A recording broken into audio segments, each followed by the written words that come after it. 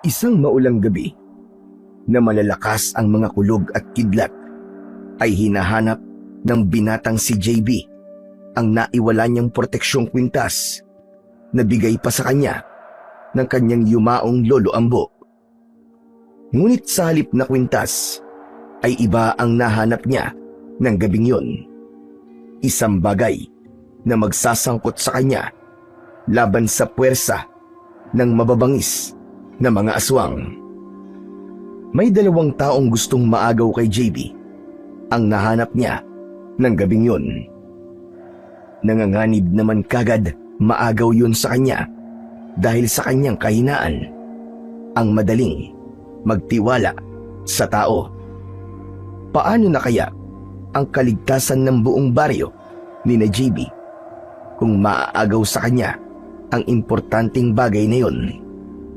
May isa ring aswang na bumubuntot sa kanya at dahil dito ay makikilala niya si Mang Dolpo na isang matandang bulag na bukas ang ika-7 pandama. Ano kaya ang papel ng aswang na yon at ni Mang Dolpo sa mga panganib na kakaharapin ni JB laban sa hukbo ng mga aswang? Madadaig kaya niya ang mga aswang at ang pinuno ng mga ito, lalo na nang malaman niyang kasabwat pala ang mga ito ng isang panday at isang antingero? Tunghayan po natin sa kapanapanibik, maaksyon at makapigil hiningang kasaysayan ng binatang si JB ang kasagutan sa mga katanungang ibinangon natin. Pero bago ang lahat, mga idol, huwag po nating kalimutang mag-like at mag-subscribe at i-hit ang notification bell sa aking YouTube channel na The Voice Addict at Apong Isaac para sa mas marami pang makapigil hininga na kwentong aswang at katatakutan mula sa mundo ng kababalaghan. Umpisa na po natin ang kwento. Nagbabadya ang sama ng panahon ng gabing yun sa isang baryo sa probinsya ng Samar. Sa kanilang munting kubo, nakatanghod sa nakasarang bintana ang isang matandang bulag. Ang 60 anyos na si Mang Dolpo. Pinakikiramdaman itong maigi ang paligid. May ibinubulong sa sarili ang matanda. Dumadalas ang pagsusungit ng panahon. Iba ang ibig sabihin nito. Parang may inihahandang kung ano ang langit. Isang bagay. Tama. Isang sandata ang itinatago ng kalikasan na nagtataglay ng kakaiba at malakas na puwersa. Ramdam ko ang init nito. Mukhang may... Nako, tama. May bantay ito. Pero teka, bakit parang naaamoy ko sa hangin ang amoy ng anak ko? Anong kinalaman dito ni Dodong? Ang anak ko, malakas ang kutob kong buhay pa siya. Habang nagsasalita ay napapakanot ng noo si Mang Dolpo para kasing may kakaiba rin siyang napapansin sa sarili na hindi maintindihan. Nako, teka. Bakit pala ganito ang pakiramdam ko? Parang may pandama akong nabuksan. Para ring nakikinita-kinita ko ang nangyayari sa kalikasan. Hindi ito normal. Anong ibig sabihin nito?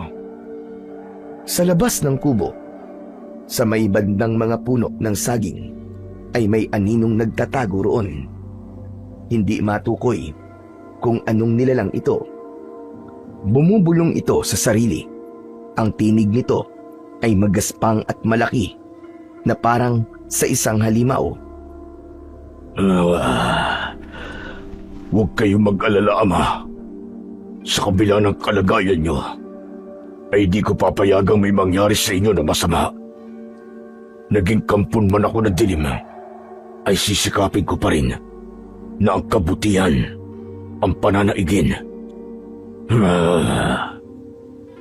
Matapos yun, ay mabilis na nagtago sa dilim ang aninong yon. Ngunit ang bulong pala nito ay nasagap ng tumalas na pandinig ni Mang Dolpo, dahilan kung kaya lalong kumunot ang noo ng matanda. Ha? May iba pa bang tao rito sa loob ng kubo? Mukhang may kasama yata ako na hindi ko namamalayan. Saka parang boses ng isang halimaw. At bakit pala ganun ang narinig ko? Naging kampo ng dilim, pero kabutihan pa rin ang pananaigin. Aba, tinamaan ng lintik. Kakaiba na talaga itong nangyayari sa akin ngayon. Sandali, at may kailangan lang akong gawin. Nagmamadaling tumayo si Mang Dolpo mula sa silyang kinauupuan. Kinapa niya ang kanyang tungkod at mabilis na tinungo ang sariling kwarto. Binuksan niya ang isang malaking baul na gawa sa hinabing matibay na hibla ng kahoy. Kailangan kong ilabas ang lahat ng itinatago kong pagontra. Panahon na para gamitin ko ulit sila. Malakas ang kutob kong. Aktibo na naman ang mga alagad ng dilim. Baka boses ng aswang ang narinig ko kanina at nasa paligid lang sa labas. Kailangan kong magsabit sa mga dingding at magwisik na rin ng matatapang na mga langis. Apurahan ng naging pagkilos ng matanda na parabang kung hindi niya gagawin agad ang lahat ng yun ay pagsisisihan niya. At habang isinasagawa ang pagsasabit ng mga pangontra at pagwiwisik ng mga langis, ay tuluyan ng nanalasa ang pagsusungit ng kalangitan. Sunod-sunod na gumuhit ang matatalim na mga kidlat.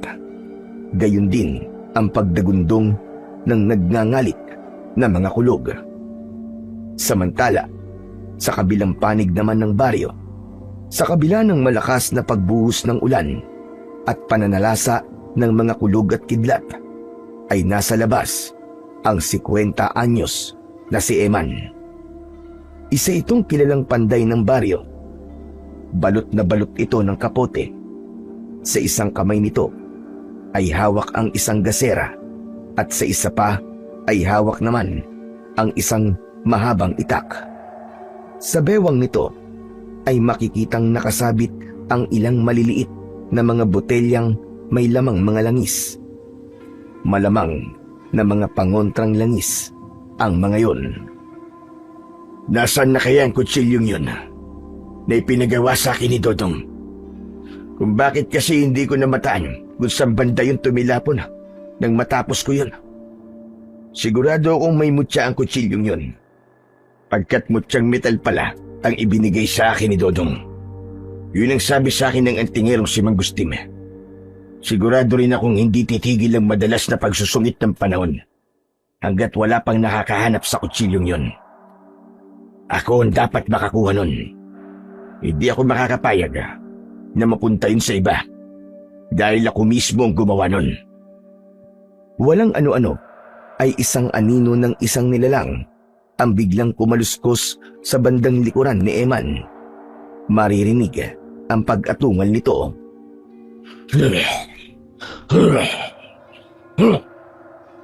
Mabilis na napalingon si Eman sa kanyang likuran.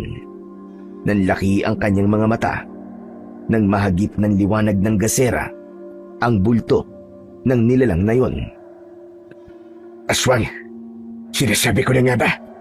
Maglilitawan na rin ng mga aswang dahil sa mutyang kutsilyo. Kailangan ko na talagang mahanap yun sa lalong madaling panahon. Hoy aswang! Hindi ako natatakot sa'yo. Sige, subukan mo lumapit at malilintikan ka. Matitikman mo kung gaano katalas ang dala kong itak. Sige, porbahan mo! Lumapit ka! Biglang kumaripas ng takbo para magtago ang aswang. Ngunit habang papalayo ito, ay naririnig pa rin ni Eman ang sinasambit nito. Hindi mo makukuha ang kutsilyo. Ako ang bantay ng mutyang yun. Hindi ka karapat dapat para doon. Hayop na aswang na ito At sino ka para magsabing hindi ako karapat dapat, ha? Saka imposibleng maging ikaw ang bantay ng kutsilyo. Kailan pa nagkaroon ng bantay sa mutya na isa mismo ang aswang? Kalokohan mo! Sasagot pa sana ang aswang, pero minabuti na lang nitong mabilis na magtago. Sa sobrang bilis nito, ay halos hindi na nasundan ng tingin ni Eman. Ang hayop na aswang na yun, napakabilis. Paano ko masusundan yun? Kung totoo ngang siya ang bantay ng mutyang kutsilyo, ibig sabihin ay kailangan ko talaga siyang masundan. Pero paano ko pa yun magagawa? Lintik, napakabilis tumakas ng damuho. Kailangan gumawa ko ng paraan para mapalitaw ulit ang hinayupak na yon. Kung kailangan ko siyang painan ay gagawin ko. Masundan ko lang siya at para madala niya ako sa pinagtataguan niya ng mutyang yon. Sa puntong yon, sa isang banda pa ng baryo, ay may hinahanap din ang 18 anyos na binatang si JB Arellano. Tulad ni Eman, ay nakasuot din ito ng kapote. Ngunit sa halip na gasera ang hawak, ay isa namang flashlight. Dahil sa panakanakang pagguhit ng matatalim na kidlat sa kalangitan, ay hindi ito makatuwid ng tayo sa takot na baka matamaan. Putik na yan, oh. Saan ko ba kasi nahulog ang kwintas na inabigay pa sa akin ni Lolo Ambo? Proteksyon ko pa naman sana yung laban sa mga elemento ng dilim. Hindi pwedeng matulog ako ngayong gabi nang wala yun. Nakakatakot. Baka dalawin na naman ako ng masasamang mga bangungot. Ay, Lolo Ambo. Kung gumagala man ngayon ng espiritu mo pakiusap, ituro mo naman sa akin kung nasan ang kwintas, oh. Hindi ako matutulog ngayong gabi na hindi ko yung nahahanap. Maya-maya pa ay nakarinig si JB ng sunod-sunod na mga kaluskos sa paligid. Kaya naman ay alerto siyang nagpalinga-linga. Medyo hininaan pa niya ang sindi ng hawak na flashlight at bagyang tinakpan ng suot na kapote ang liwanag nito. Pinakiramdaman niya ang paligid. Nanlaki ang mga mata niya nang makarinig ng parang singasing ng kung anong nilalang.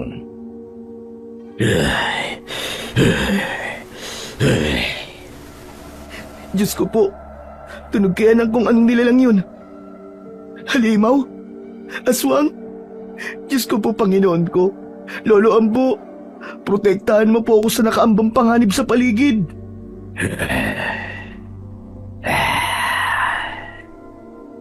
Papawala na ang ungol. Mukhang lumayo na sa banda ko. Naku, Lolo Ambo. Salamat po sa proteksyon nyo, ha. Pero kailangan ko pa rin mahanap ang kwintas nyo. Maya-maya pa ay muling may mga kaluskos na narinig si JB sa magkabila ang direksyon. Ang isa ay parang kaluskos na may kung anong tumatakas papalayo at ang isa naman ay parang papalapit sa kanyang direksyon. Hanggang sa isang bulto ng tao ang lumitaw sa kanyang harapan. Isang matandang lalaki na nakasuot din ng kapote at may hawak na lumang gasera. May hawak din itong mahaba at malangis na latigo sa kabilang kamay. Bago pa makareact si JB, ay mabilis na itong lumapit sa binata at sumenyas na huwag maingay. Ang matanda ay ang 65 anyos na si Mangustin. Isa itong antingero. May suot itong medalyon. Huwag ka maingay. Huwag ka muna gagawa na kahit na anong ingay, iho. Makiramdam muna tayo. Hindi mo ba alam na delikadong narito ka pa sa labas ng ulanan ngayong gabi? Bakit po? Saka kahit di naman po kayo, narito din po sa labas, ha? Ayos lang na narito pa ako sa labas ng ganitong oras at panahon. Dahil isa naman akong antingero. Alam ko kung paano labanan ng mga elemento ng dilim, maging ang mga aswang. Tignan mo ito. May suot akong proteksyon. Isa itong medalyon, iho. Nagtataglay ito ng malakas na puwersa na panlaban sa mga aswang at mga masasamang elemento sa paligid. Samantalang ikaw, sige nga, ano ang panlaban mo kung mapapaharap ka sa isang aswang? Kung hindi mo alam, ay may isang aswang akong muntikang makasalubong ngayon lang. Mabilis na tumakas palayo nang maramdaman ang enerhiya nitong medalyong ko. Pasalamat ka na lamang at nandito ako Kung hindi, ay malamang na ikaw na ang naging hapunan ng aswang na yon. Talaga? Sabi ko na nga ba eh. Naku, salamat naman po at bigla kayong lumitaw rito. Yun na po yata yung aswang na naririnig ko kanina na umuungol o sumisingasing. Natatakot nga po ako eh. Pero hindi po kaya padala lang kayo sa akin ng espiritu ng lolo Ambo ko? At apo ka pala ni Ambo. Taga-kabilang baryo pa ako, iyo. At kilala ko ang lolo mo. Ang totoo niyan ay may ibinigay ako sa kanya dati na isang proteksyong kwintas. Kayo ang nagbigay nun kay lolo Ambo? Oo, iyo. At palagay ko ay naibigay niya na yon sa isa sa kanyang mga apo. Ikaw ba? Hindi ba ikaw ang nabigyan ni Ambo ng kwintas na yon?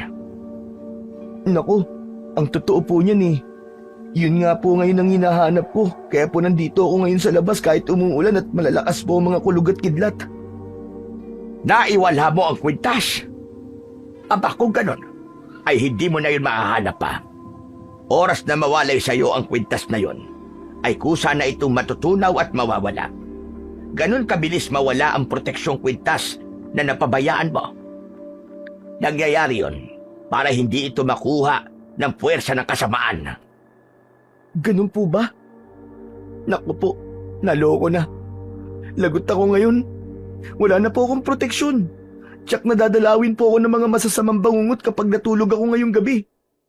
Tulad na lang po ng minsan kong napanaginipan. May hawak daw po akong matalas at dugo ang kutsilyo. Para po akong isang mangangatay ng hayop. At ang matindi pa po ron ay may kinakatay raw po ko. Mga katawan ng tao. Nakakadiri po at nakakapangilabot talaga. Ayoko pong makapanaginip ulit ng tulad nun. Diyos ko po, paano na kaya to? Natigilan si Mang Gustin sa narinig na panaginip na yun ni JB.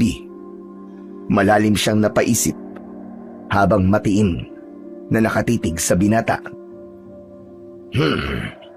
Parang may ibig ipahiwatig ang panaginip mo, iyo. O sige, ang mabuti pa ay sumama ka na muna sa akin ngayong wala ka ng proteksyon.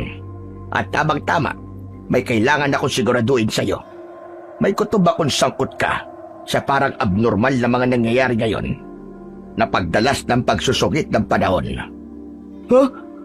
Teka, ano pong ibig niyong sabihin na sangkot po ako? Saan naman po ako sangkot? Saka ko na sa iyo ipapaliwanag ang lahat. Kailangan na natin kumilos kagad. Habang papalalim ang gabi, ay sigurado kung lalo pang maglalabasa ng mga aswang sa paligid. Mga nag-aabang din sila sa sinumang. Basta, saka ko na sasabihin sa iyo ang lahat kapag daro na tayo sa bahay ko. Halika na, sumunod ka na sa akin. Hindi mo ba naririnig yon? Naaryan na naman ang mga ungol ng aswang.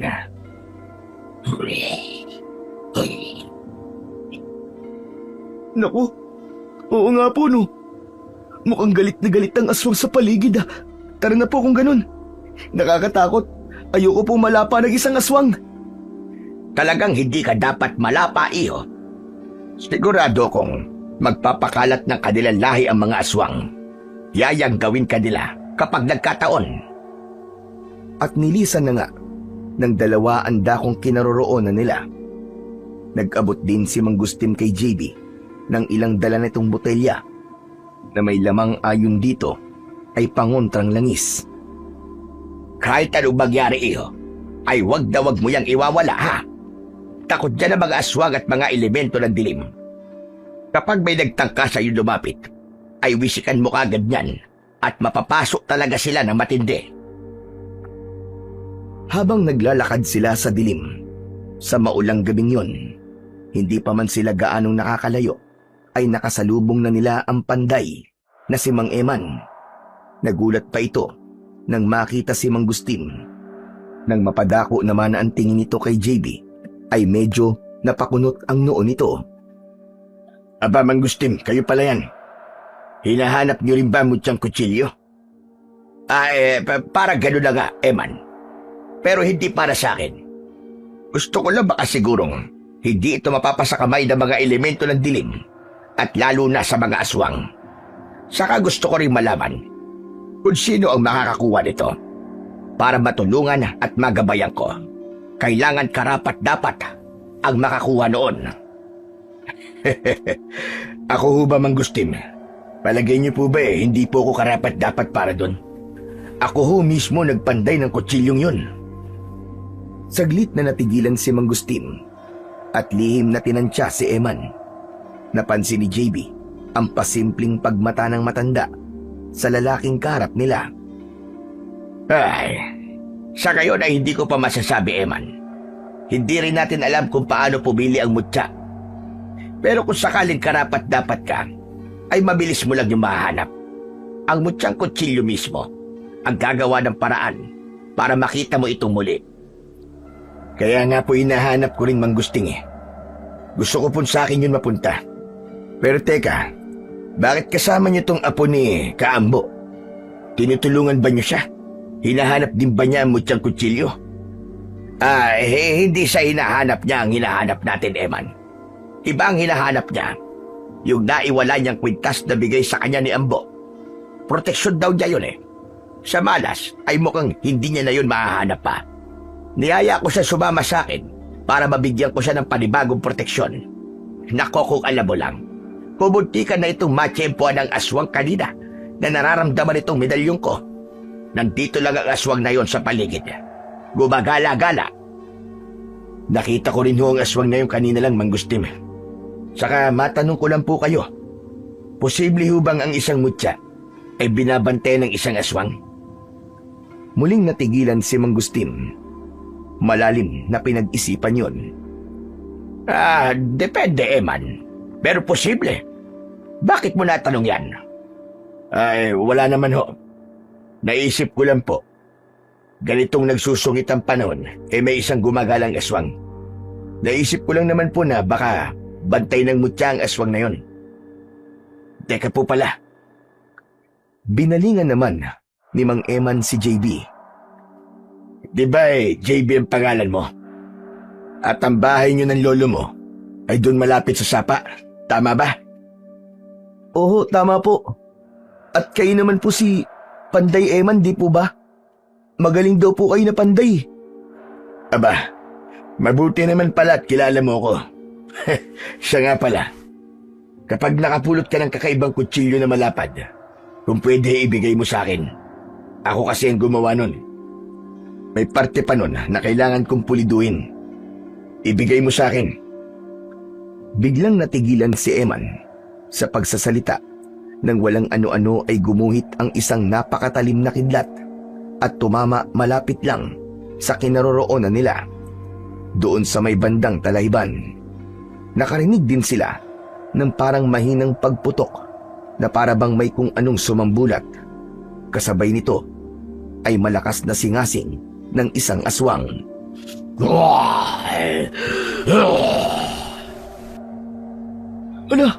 Ano po yun? Tara po, tignan natin kung ano nangyari sa bandaron. Baka may mahiwaga po tayong makikita. Si Eman ang unang kumilos.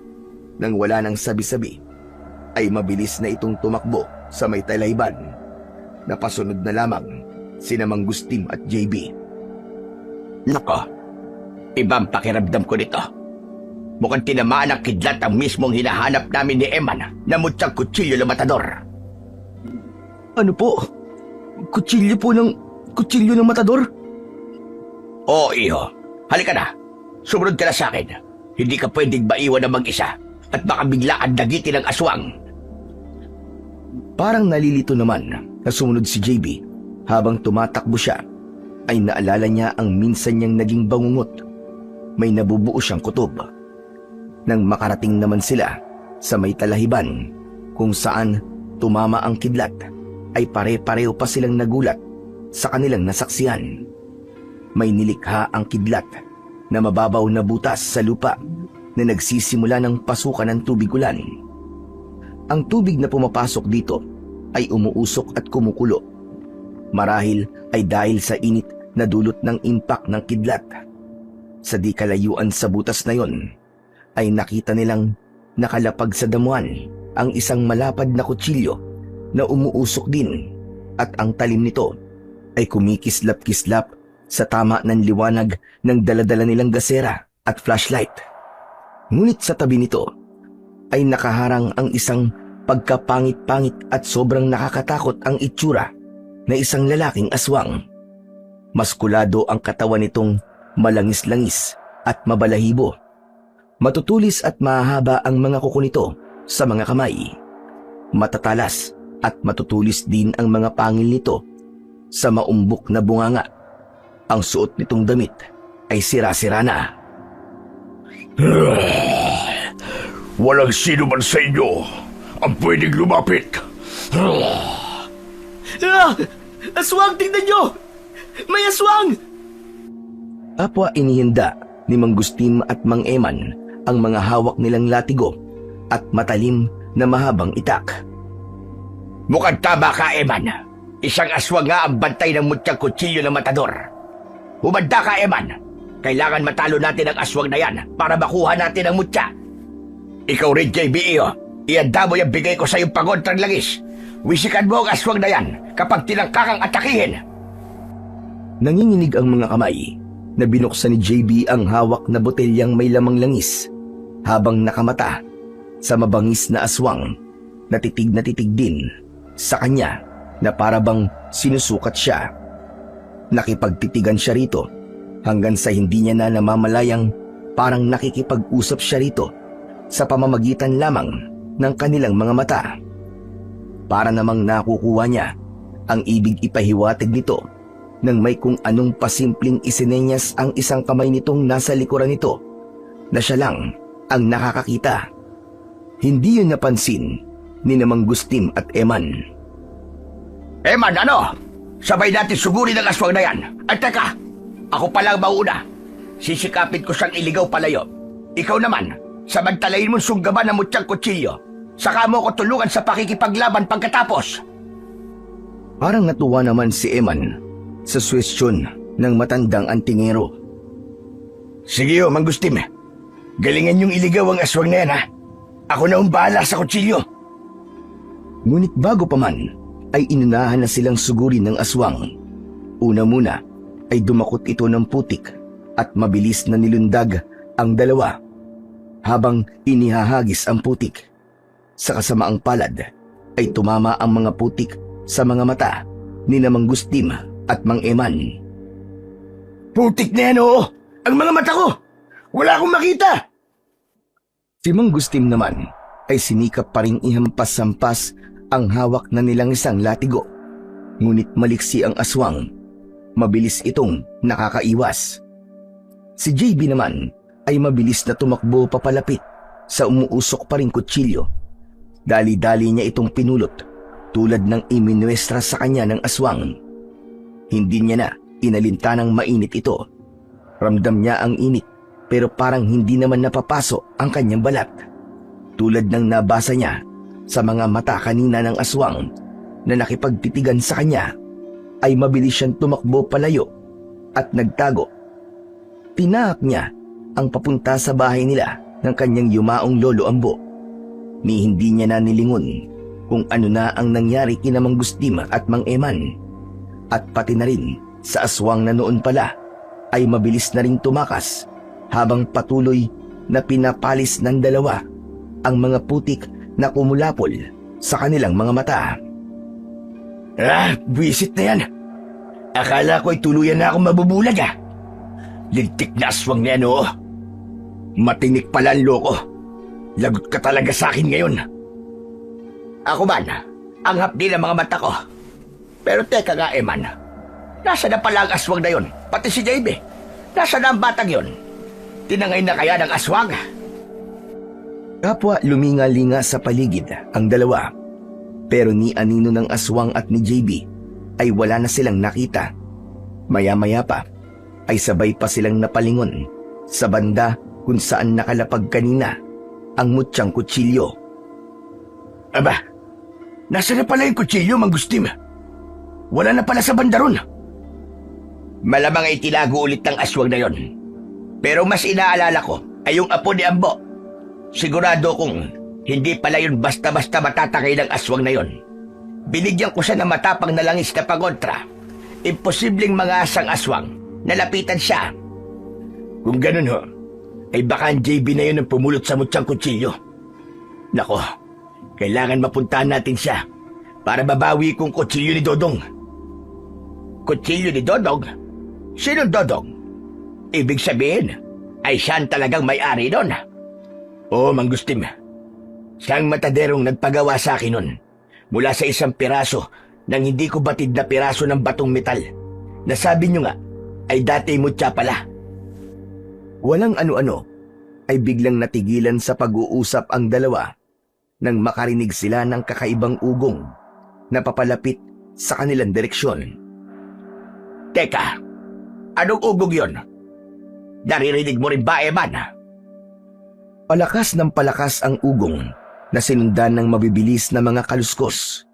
Ang mga kulog at kidlat noon ay tumigil na. Tanging mahinang ulan na lang ang nananalasa pa. Teka, nakakarinig ako ng mga atungal. Kayo ba, Manggustim?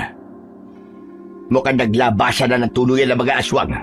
Malamang na nagtawag ang aswang na nakaharap natin kanina. At isa lang ang ibig sabihin nito. Tuluyan lang may bago ng Panginoon, ang mutyang kutsilyo. Tsak na si JB ho nakakuha, Manggustim. Sinamantala ng batang yun ang sitwasyon natin kanina.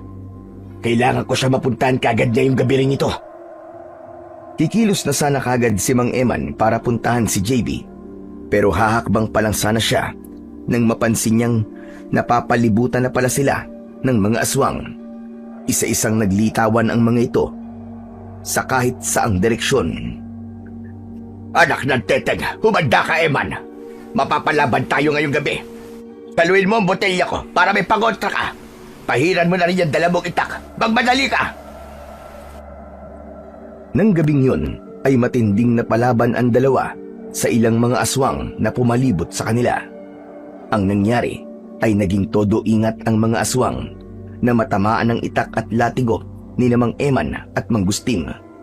Gigil na gigil man ang mga ito. Nadambahin ang dalawa ay para namang may tinitesting lang ang mga ito, lalo na kay Mang Eman. Marahil ay inaakala ng mga ito na si Mang Eman ang nakakuha ng mutyang sandata. Yun ang mahabang itak mismo na hawak niya, ang pinaka-iniiwasan ng mga aswang. Hanggang sa unti-unting nag-atrasan ang mga aswang, naiwan namang nagtataka ang dalawa na may natamong ilang kalmot sa katawan. Samantala ng gabing yun, sa kubong kinaroroonan naman ni JB, sa labas nito ay makikitang umaaligid ang kaninang lalaking aswang na nakaengkwentro nila sa bandang una. Halatang hindi ito mapakali. Palinga-linga ito sa paligid na parang may kung anong pinangangambahan. Makaraan ay biglang natigilan at nakiramdam saglit na nanlaki ang namumulang mga mata nito. Kapag kwan ay mabilis na lumapit sa dingding ng kubong kinaroroonan ni JB. Inilapat nito ang mga tenga at matamang nakinig sa ibinubulong sa sarili ng binata. Bakit kaya ako sinenyasan ng aswang na yun kanina? Nakunin ang kutsilyong to. Ayon sa matandang kasama ko kanina, tama. Isa daw tong mutyang kutsilyo ng matador. Saka bakit parang kaygaan ng loob ko sa kutsilyong to? Pati sa aswang na yun kanina. Parang ang gaan-gaan din ang loob ko sa kanya. Tapos, maalala ko pa yung dati kong bangungot. Ano kayang ibig sabihin ng lahat ng to? Nakakatakot. Ba kung anong panganib ang idulot sa akin ng kutsilyong to ah. Teka, ibigay ko na lang kaya to kay Mang Eman na panday. Sa puntong yon, ay hindi na nakapagpigil magsalita ang aswang na si Dodong buhat sa kinaroroonan niya. Hindi na niya alintanang maaaring matakot sa boses niya ang binatang si JB. Huwag na huwag mong ibibigay ang kutsilyong yan sa panday na yun, bata. Mas makabubuting ikaw talaga magtaglay niyan. Protektahan mo ang buong baryo sa pamamagitan niyan.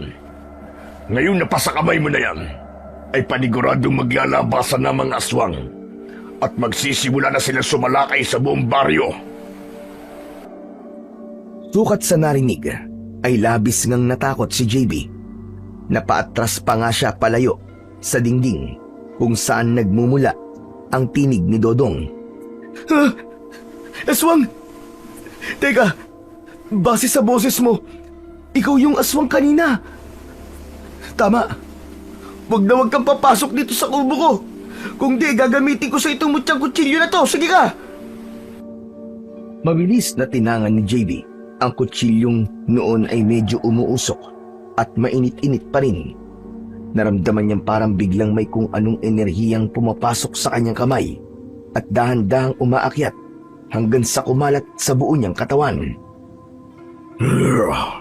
Huwag kang matakot sa akin, bata. Hindi ako masamang aswang kung yun ang inaakala mo. Katunayan ay ako ang orihinal na nagmamay-ari ng mutyang kutsiyong yan. Hindi ko lang akalain na mutyang batong metal pala ang naipagawa ko kay Panday Eman. Huli na, nang malaman kong oras pala na may makapulot ng mutya, ay tatambangan kagad ng mga aswang. Dahil hindi ko hawak ang mutya, sinalakay ako ng isang aswang. Nagduelo kami ng matindi at ako nanaig. Ngunit sa kasamaang palad ay nagtamo pala ako ng kagat mula sa kanya. Dahil dito ay nahawa ko ng pagiging aswang niya. Nayanggaw ako ng aswang na yon. Ganun po ba? Kung talaga mabuting aswang po kayo, mabuti pa po ay pumasok na po kayo rito sa loob at mag-usap po tayo. Pasensya na po kung pinaghinalaan ko kayo. Hindi ka na ba natatakot sa akin? Natatakot pa rin po. Pero kasi nasa akin na po ang mutyang kutsilyo.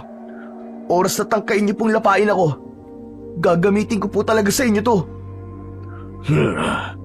Ibig sabihin ay madali ka palang magtiwala. Hindi naman po sa ganun.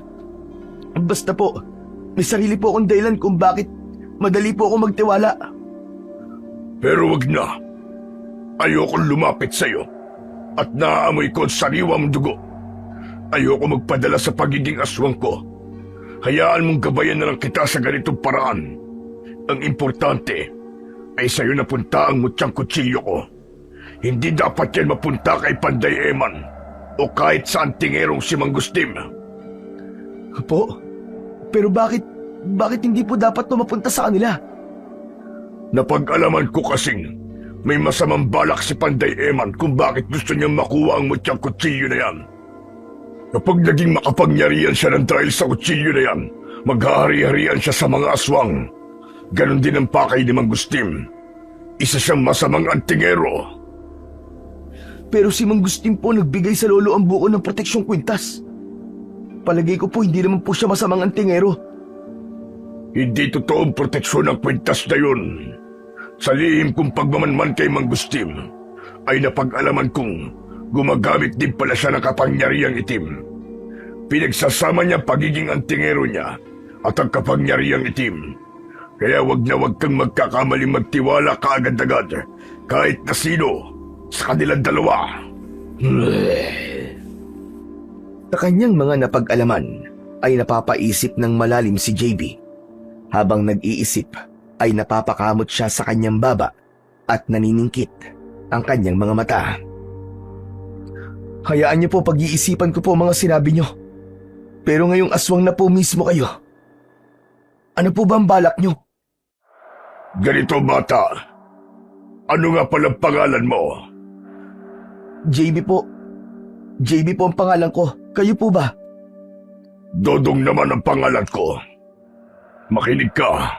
Ganito, JB, ang dapat nating gawin. Bali magiging informante mo ko tungkol sa magiging galaw ng mga katulad kong aswang. Kailangan matalo mo sila, lalo na kanilang pinuno. Saka may ipapakiusap pala ako sa'yo. Ano pong ipapakiusap niyo sa akin? Protektahan mo ang matanda na bulag kong ama laban sa mga aswang. At siya nga pala, hindi ka na dapat pang manatili sa kubong ito. Sigurado akong pupuntahan ka rito ni na Panday Eman at Mangustim para makuha mula sa'yo ang mutyang kutsilyo. Naisip ko nga rin po yan eh. Pero saan po ako ngayon pansamantalang tutuloy ngayong gabi? Tamang-tama. Doon ka na lang pumisan kay Tatay Dolpo ko. Huwag kang mag-alala. Hindi siya katulad kong nayanggaw. Tao pa siya tulad mo. Mas makabubuting magsama na lang kayong dalawa. Lumabas ka na ngayon din. Pero una muna ay balutin mo yung mutyang kutsilyo ng telang itim para hindi maramdaman ng mga katulad kong aswang at para rin hindi ko maramdaman ang pagkapaso mula sa enerhiyang taglay niyan. Susundin na sana ni JB ang utos ni Dodong, pero bigla siyang may naalalang itanong. Ay teka po pala, kung si Panday Eman po pala ang bumuo nitong kutsilyo nyo, paano pong hindi po niya to hawak? Dapat po siya na po nagmamay-ari nito, di ba? Palihim kong nasaksiyan ang nangyari nun. Pagkatapos ng mapantay ni Panday Eman niyang kutsilyo, gabi na mangyari yun. Kitang-kita ko kung paanong biglang kumidlat ng malakas sa may pandayan ni Eman. Tinamaan ang kutsilyo, kung kaya bigla itong naihagis ng malakas sa ere ni Panday Eman. Umikot-ikot pa ito sa ere hanggang sa lumapag malapit sa punong pinagtataguan ko. Nagsandaling yun, JB. Biglang parang may nag-utos sa akin na pulutin ang kutsilyo. Itakas ko daw at itago. Nakalimutan ko na kung paano ang ginawa ko at nagawa kong damputin yung kutsilyo nang hindi ako napapano. Itinago ko sa talaybang kung saan ito tinamaan ang kidlat kanina. Kanina rin ay parang naramdaman kong ikaw ang itinadhan ng karapat dapat makakuha ng mutyang kutsilyo. Kaya biglang kumidlat at inilintad ang mutyang kutsilyo. Biglang nagliwanag ang muka ni JB sa kanyang mga narinig. Parang kusa pong nakikipag-ugnayan ng mutyang kutsilyo na to sa mga makakatulong niya. Tama po ba? Matalino ka pala. Ngayon ko lang din yan napagtanto. Lalo na kaninang nagkatitigan tayo. Parang kusa tayo nagkakaintindihan. Oo nga po Nagtaka rin nga po ako kanina. Kaya po pala ang gaan ng pakiramdam ko sa inyo at sa mutyang kutsilyong hawak ko. Ang galing po. Ngayon ba, ay ano ang nararamdaman mo riyan sa kutsilyo? Kanina po, parang may enerhiya pong bumalot sa buong pagkatao ko na nagmula po dito sa kutsilyo. Para pong sumapi sa akin. Diyan na magsisimulang gumana sa'yo ang kapangyarihang taglay ng mutyang kutsilyo, JB. Pero hudyat na rin yan nang nagbabantang pagsalakay ng mga aswang at iba pang elemento ng dilim. O siya, sige na. Kailangan na natin kumilos kagad. Tara na, sundan mo ko. Magmadali ka! Nang papalabas na si JB para sumunod kay Dodong, ay sakto namang namataan nila mula sa di kalayuan ang bulto ni Mang Gustim at Mang Eman na noon matapos atrasan ng mga aswang ay agad na nagpasyang puntahan ang kubo ni na JB. Naku, Mang Dodong, nariyan na po sila. Kailangan na po natin magmadali. Sabi ko na nga ba, agad ka nila pupuntahan. Teka, marunong ka man lumangoy? Opo, marunong naman po. Bakit po? Mabuti kung ganun. Sa sapa kita panadaanin para hindi ka nila mapansin at para hindi ka rin masundan kung sakali mang may iba pang aswang sa paligid. Itali mo ng mahigpit sa bewang mo yung nakabalot na mutyang kutsilyo. Siguraduhin mong hindi yan makakalag mula sa'yo kapag lumalangoy ka na. Ako naman ay sa gilid lang ng sapadaraan pagkat hindi pwedeng lumuson sa tubig na malakas ang agos ang isang aswang na katulad ko. Gagabayan lang kita papunta sa amin ng Tatay Dolpo ko. Sa kayang flashlight mo ay patayin mo muna. Tumigil lang ulan at lumabas na ang bilog na buwan. Madali na lang nating makikita ang paligid. Sige po, tara na po. Mabilis ngunit walang ingay na kumilos ang dalawa bago pa sila maabutan ni Mang Eman at Mang Gustim. Sa sapa sila bumaba, malapit lang sa likod ng bahay ni na JB. Dahil sa kakatapos na ulan, ay medyo malakas ang agos ng sapa. Dahil dito, ay mas napabilis ang naging paglangoy ni JB. Idagdag pang hindi pasalungat sa agos ang rutang papunta sa bahay ni Namang Dolpo na tatay nga ng aswang na si Dodong. Mabilis lang na nakarating ang dalawa sa kanilang destinasyon at ang pagdating nila ay agad naramdaman ni Mang Dolpo. Agad nga itong napatayo mula sa pagkakahiga sa katre nito sa loob ng kubo. Noon ay matutulog na sana ang matanda. Naaamoy ko na naman ang anak ko. Saka bakit parang may kasama siya? Aha! May taglay pang mabigat. Mainit at malakas na enerhiya ang kasama niya. Ano ang ibig sabihin ng nararamdaman kong ito? Diyos ko, parang pamilyar sa akin ang pakiramdam na to. Ito na yata ang inihanda ng kalikasan. Tama. Dala-dala ng kasama ni Dodong ang isang sandata.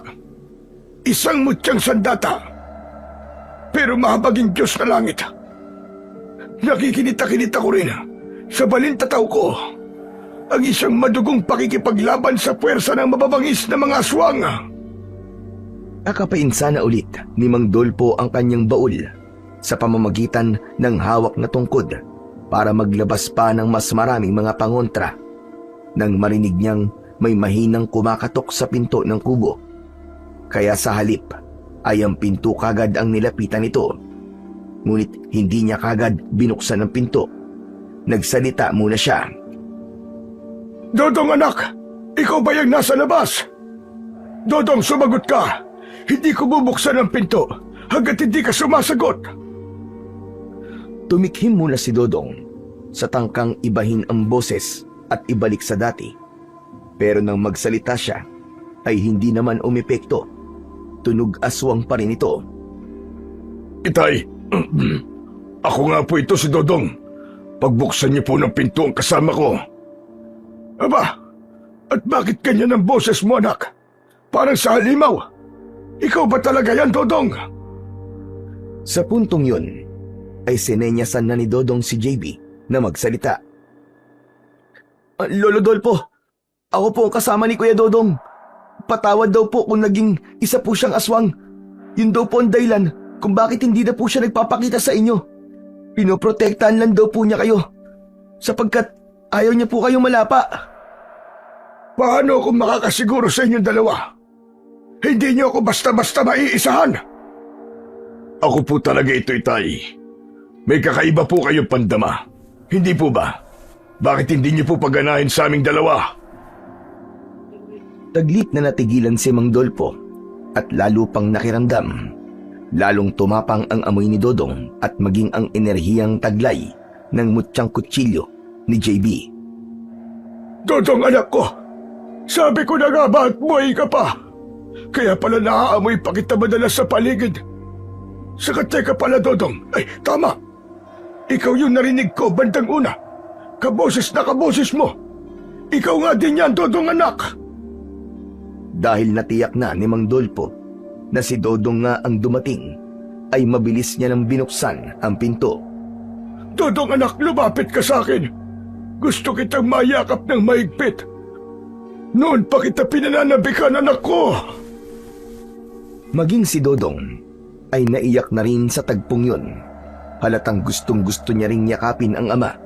Sa huli ay hindi rin siya nakapagpigil at tuluyan na ring niyakap ang bulag na matanda. Itay, ang itay ko. Patawad talaga, Itay. Kung naging ganito na ako, hindi ko na kayo maaasikaso sa ganitong kalagayan ko. Paano pa ako makakabawi sa pagpapalaki niyo sa akin? Ako naman sana ang mag-aalaga sa inyo ngayong matanda na kayo. Pero mukhang hindi ko na po ito gaano magagampanan. Patawad talaga, Itay. Patawad. Ilang saglit pa, madamdaming nag-iyakan habang magkayakap ang mag-ama. Nang malubos ay sakalang naghiwalay. Si Dodong ang unang kumalas. Mabilis na umiwas palayo pagkat biglang tumapang ang naaamoy na dugo ng kanyang itay. Siya nga pala, Itay. Si JB po pala itong kasama ko. Sa pamamagitan niya, magagampanan ko pa rin po pala ang obligasyon ko sa inyo. Siya po ang nakakuha ng mutyang kutsilyo na ako rin po ang unang nagmamayari. Siya po ang magiging tagapagtanggol ng baryo natin laban sa puwersa ng mga aswang at iba pang masasamang elemento, pati na rin ang masasamang mga tao. Sa pamamagitan niya, ay maghihiganti ako sa mga aswang. JB! Teka, Dodong, ito ba yung uli lang nag-iisang apo ni Ambo? Yung sinabi nilang madaling magtiwala sa tao? Siya nga po, Itay. Pero may sarili rin po siyang rason kung bakit madali siyang magtiwala sa tao. Pinagsabihan ko nga po siya tungkol dyan. At ano naman ang rason mo, JB Apo? Hindi magandang basta-basta na lang magtiwala sa tao. Lalo na ngayong may hawak ka ng mutyang sandata. Kung hindi mo alam, lapitin ng tusong mga aswang na nagbabalat kayo ang sino mang may tangan ng mutya. Maging mga taong may masasamang hangarin ay magiging malapit sa iyo dahil sa enerhiyang taglay mo. Pwede po bang sa akin na lang po muna ang rason ko, Lolo Dolpo? Saka na lang po ninyo malalaman kung bakit. Alam ko naman po ang limitasyon ng pagtitiwala kahit kanino eh. Sadyang may pansariling rason lamang po ako kung bakit madali po ako magtiwala. Sige, ikaw ang bahala, iyo. Ang sakin lang naman ay pagpapaalala. Ayoko lang may ibang makakuha mula sa'yo ng mutya. Hindi magandang mapunta ang mutya sa hindi karapat-dapat. Saka nararamdaman ko namang maayos ang rason mo. Palagi ko ay iyan din ang dahilan kung bakit napili ka ng mutya. Kung hindi maganda ang rason mo, hindi ka naman siguro mapipili. Habang nag-uusap sila, walang ano-ano ay bigla silang nakarinig ng sunod-sunod na alulong ng mga aso sa paligid. Naalerto rito ang tatlo, lalo na si Dodong. Natutunugan na ng mga aso mga katulad kong aswang sa paligid, Itay. Ibig sabihin ay magsisimula na sumalakay ang mga aswang. Ganon din ang paghahanap sa'yo, JB. Kaya pumasok ka na sa loob, dali. Itay, isa rin yung mabuti itong pinto. Huwag na huwag kayong lalabas. Pati ang mga bintana siguraduhin yung nakasaradong maigi. Dagdagan po ninyo ang mga isinabit at iwinisik niyong mga pangontra sa bawat dingding. Ilabas na rin po ninyo mula sa baulang iba pa niyong malalakas na mga sandatang panlaban sa mga aswang. Itay, bigyan po niyo si JB. Ikaw naman, JB. Bantayan mo maigi ang itay ko. Protektahan mo siya. Magtulungan kayong dalawa. Malakas ang pandaman ni Itay. At nararamdaman kong mas lalo pang lumakas ang pakiramdam niya ngayon. Bawat iutos niya isundin mo lang para manatili kayong ligtas. Ako naman, ako nang bahala sa mga katulad kong aswang na magtatangkang lumapit sa kubo. Sige po, Mandodong. Kami na pong bahala ni Lolo Dolpo. Kayo rin po. Mag-iingat po kayo. Samantala, sa kinaroroonan ng panday na si Mang Eman at ng antingerong si Mang Gustin, dismayado ang dalawa nang walang JB silang nadatnan sa kubo ng maglolong JB at Lolo Ambo. Pambihira. Saan kaya nagpunta ang batang yun, Mang Gustin? Baka naman kinuha na talaga ng aswang. Saan pa ba pwedeng magpunta ang batang yun maliban dito? Hindi, Eman. May mga sariwang bakas pa rin dito ng binatilyong yon. Sigurado akong dumaan siya rito. Saka teka pala, parang may bakas din pala rito ng aswang sa paligid ng kubo. Nararamdaman ko sa pamamagitan ng medalyon ko. Sariwa pa ang mga bakas. Yun na nga po. Baka pinasok siya rito ng aswang. Hindi. Walang bakas ng aswang sa loob. Tanging dito lang sa labas.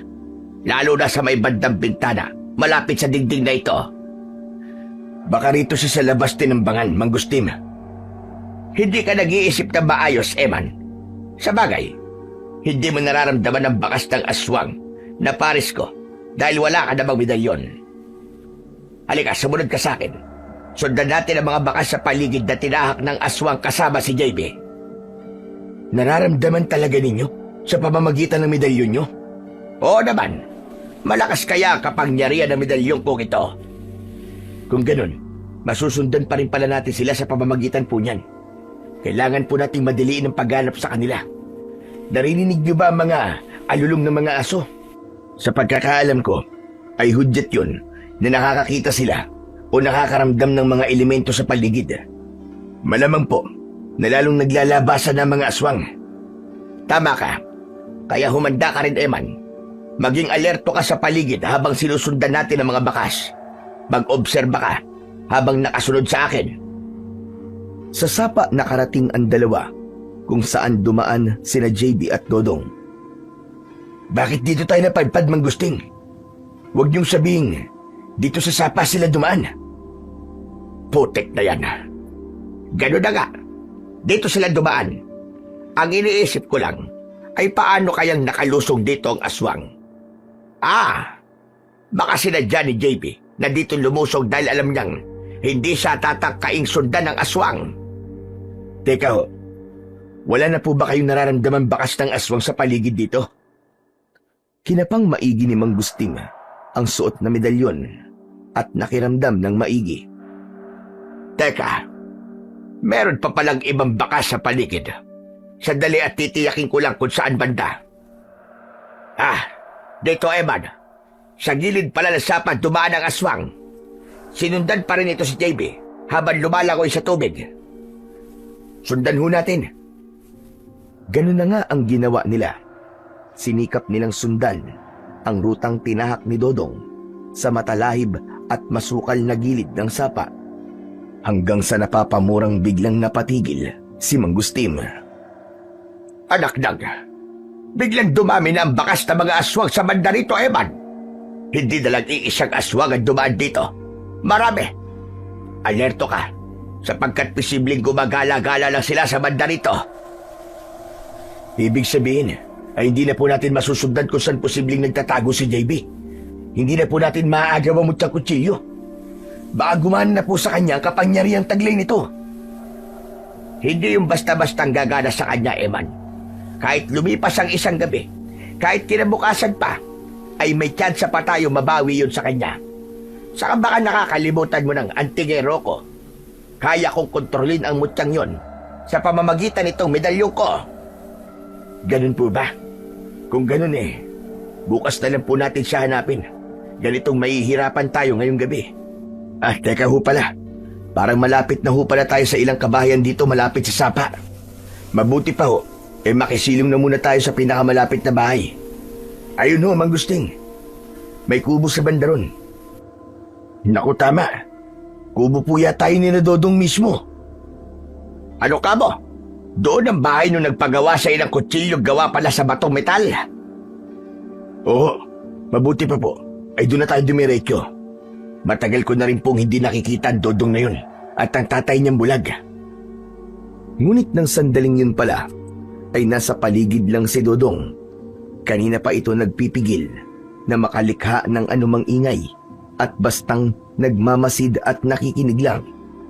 Pero nang marinig na balak ng dalawa na pumunta ron sa kanilang kubo, ay gumawa siya ng paraan para hindi sila matuloy roon. Ang ginawa niya, lumayo siya ng bahagya at lumikha ng katakot-takot na umaalingaw-ngaw na alulong. Yun ay paraan ng mga aswang ng pagtawag ng mga kasama. SOS call, kumbaga. Anong alulong yun, Manggustim? Nakakatakot Sabi ko nga, may mga aswang na nasa paligid lang natin, Eman. Nagtatawag na mga kasama para pumunta sa banda rito. Kailangan na nating mabilis na makaalis dito bago pa man sila magdatigan. Heto pa ang ilang botelyang pangontra. Saluin mo! Dumiretso na po tayo mabilis kina Dodong, Manggustim. Kailangan makarating kagad tayo ron bago pa tayo maabutan dito. At kumilos na nga ang dalawa papunta sa direksyon ng kubo ni na Dodong. Ngunit hindi pa man sila ganong nakakalayo, ay narinig na nila ang mga kaluskos sa paligid na parang mula sa direksyon mismo ng dapat sana ay pupuntahan nila. Anak nang, mukhang haharangan pa yata tayo ng mga aswang, Eman. Kailangan nating lumihis sa direksyon. Sa bandang kanan tayo, madali ka! Hindi, sa bandang kaliwa tayo, Manggustim. Walang mga bahay sa bandar yan. Baka maligaw pa tayo. Maniwala ka, Eman. Dito tayo sa kanan. Tandaan mo, kapag napapaharap ka sa sitwasyon tulad nito, ay kailangan mong pumili sa kanan o sa kaliwa. Palaging ang kanan ang pipiliin mo. Kahit wala po mga kabayan sa kanan? Kahit pa, saka mas madaling tumakas sa mga walang harang kaysa sa mga kabayan. Mas madali tayo masasakote. Ano pang hinihintay mo? Sumunod ka na sa akin. Nariyan na mga aswang. Bahala ka kung ayaw mo sumunod. Tandaan mo, may proteksyong medalyon ako, samantalang ikaw ay wala. Hindi sapat ang hawak mo mahabang itak at ilang botelya ng pangontrang langis. Marami ang mga aswang na paparating, baka akala mo. Dahil sa mga sinabi ni Mang Gustin at napagtantong madedehado nga siya laban sa mga aswang, kung sakaling mapalaban na mag-isa, ay napilitan na ring sumunod si Mang Eman kay Mang Gustin. Samantala, dahil sa direksyong tinahak ni Mang Gustin at Eman ang punteriya ng mga tinawag niyang mga aswang, ay sinamantala naman ni Dodong ang pagkakataon para balikan si Mang Dolpo at JB. Binili na niya ang dalawa ng dapat gawin. Nakipag-usap siya malapit lang sa dingding ng kubo sa labas, sa banda kung saan pasadyang hindi nagsabit ng mga pangontra o nagpahid man ng langis si Mang Dolpo. Itay, madali kayo ni JB. Magdala kayo ng maraming mga pangontra at mga sandata mula sa baul at lalabas kayo. Teka anak, nararamdaman ko ang presensya ng maraming mga aswang sa labas. Naririnig ko rin ang parang gigil na mga ungol nila. Kung lalabas kami, ay baka mapahamak kami ni JB. Mas lalo po kayo mapapahamak kung mananatili po kayo rito, Itay. Katunayan, ay dito nga po sana sisilong sila Mang Gustin at Panday Eman. Nakita ko sila at narinig ko ang pag-uusap nila sa may sapa kanina. Kaya ang ginawa ko po ay iniligaw ko sila sa pamamagitan ng pagtatawag ng mga aswang sa bandang kinaroroonan nila. Sigurado rin po ko na bukas din ay pupunta pa rin dito sila Mang Gustin at Panday Eman. Ganun ba? Saang ligtas na lugar naman kami pupunta ni JB sa ganitong pagkakataon? Sumunod po kayo sa akin, Itay. Matagal na rin po akong nakagawa ng sikretong maliit na yungib sa gilid ng tagong bahagi ng sapa. Sinadya ko pong ihanda yun para po talaga sa inyo bilang pagtataguan ko sa inyo para ligtas kayo sa laban ng mga aswang. Sigurado ka bang ligtas kami ron, anak? Opo, Itay. Inihanda ko po yung maigi at sigurado kong walang sino man na makakahanap noon ng basta-basta. Ang pasukan nito ay tinakpan ko ng makakapal na baging na halaman. Sige na po, Itay. Maganda na kayo. Kailangan samantalahin na natin ang pagkakataon habang abala ang mga aswang sa banda ni Mang Gustin at Eman. JB, tulungan mong madali si Itay. Uminos na ang dalawa. Inutusan ni Mang Dolpo si JB na magbuklat sa kanilang aparador at maghanap ng kumot na kulay itim na siyang ipambabalot nila sa mga dadalhin na mabubuhat lamang nila. Telang itim ang kailangan para ang amoy ng mga pangontrang langis ay makulob at hindi sumingaw, para hindi maamoy ng mga aswang sa paligid. Nang matapos naman ang kanilang paghahanda, ay sinabihan ni Mang Dolpo si Dodong. Ito, anak. Handa na kami ni JB para lumabas. Bubuksan na namin ang pinto. Abangan mo kami. Sigurado po ba kayo wala na kayo nalimutang dalhin, Itay? Oo, dala na namin ang lahat ng kailangan. Ikaw, JB, kumusta ang sukbit mong mutyang kutsilyo? Narito po sa akin, Mang... pwede po bang Kuya Dodong na lang pong itawag ko sa inyo? Walang problema sa akin. Sige lang, bantayan mo maigi ang kutsilyo mo. Hindi mo dapat mawala yan. Saka wala ka bang nararamdamang kakaiba riyan?